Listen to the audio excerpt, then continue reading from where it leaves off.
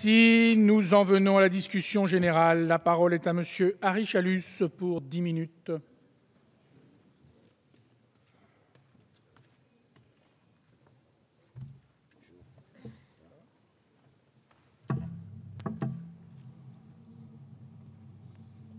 Monsieur le ministre, Monsieur le président de commission de loi, Monsieur le rapporteur, mes chers collègues. Ainsi s'achève aujourd'hui la discussion du projet de loi relatif à la délimitation des régions. Au terme d'une procédure législative qui aura duré 7 mois, du dépôt du texte le 18 juin sur le bureau du Sénat au vote définitif d'aujourd'hui, le paysage administratif de notre hexagone va s'en trouver profondément modifié. Je dis bien hexagone car, comme vous le savez, les régions d'outre-mer ne sont pas concernées par cette réforme qu'en rapport au nouveau calendrier électoral.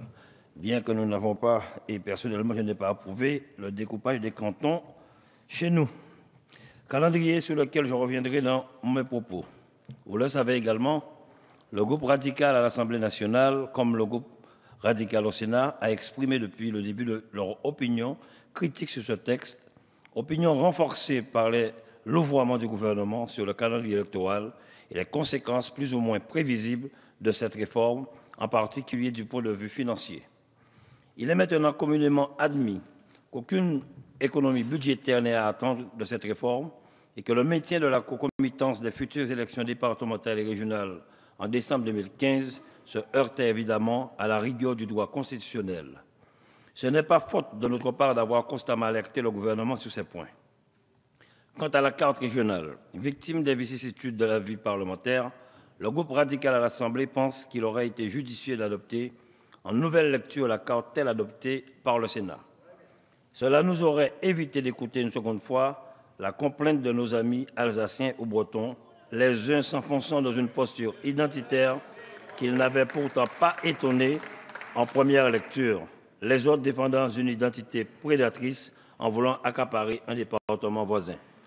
Cela nous aurait surtout permis d'élaborer une réforme sur la base d'un compromis entre les deux chambres, le Sénat ayant une certaine légitimité quant à la représentation des collectivités territoriales, puisque ce rôle lui est reconnu par l'article 24 de la Constitution.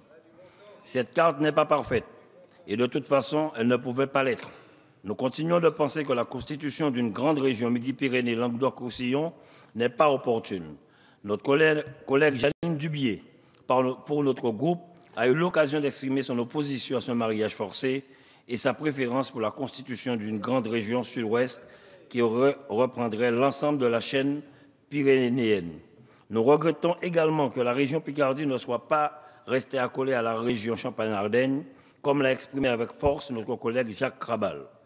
Maintenir la proposition initiale aurait de surcroît évité de mettre le feu aux poudres dans le Nord et en Alsace, poussant nos collègues de l'Est à oublier que la Lorraine compte un département soumis au concordat et au droit local et qu'ils ne sont pas les seuls à jouir de cette particularité.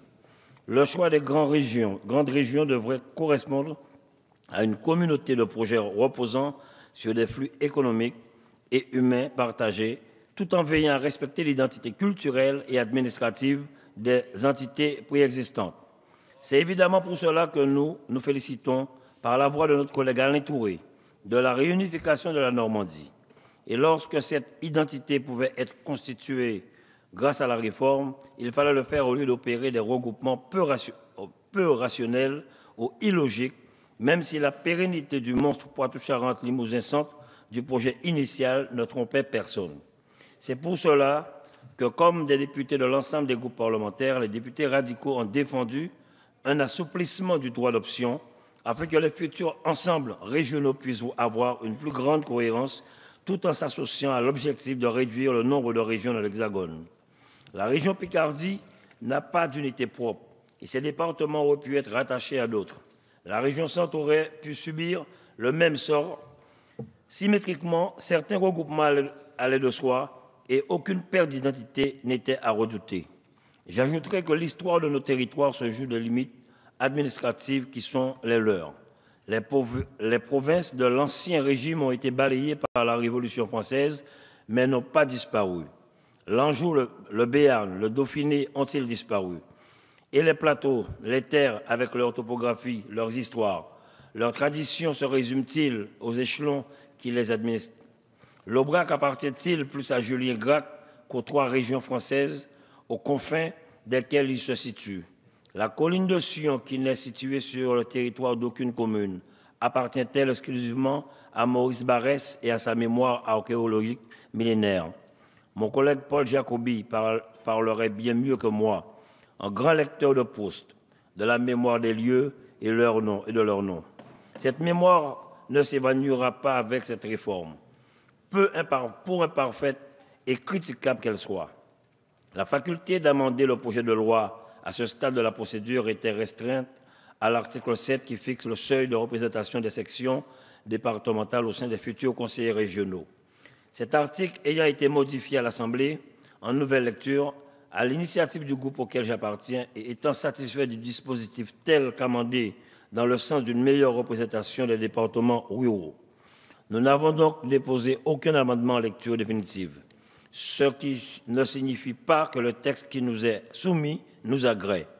Il ne vous aura pas échappé, Monsieur le ministre, que la navette a permis de satisfaire un nombre croissant de députés radicaux, satisfaction qui s'est manifestée lors des différents scrutins publics. Je fais partie de ceux-ci. Je voterai donc le projet de loi qui nous est soumis en lecture définitive. Ce vote ne traduit pas une unanimité du groupe, vous le comprendrez. Je vous remercie. Merci.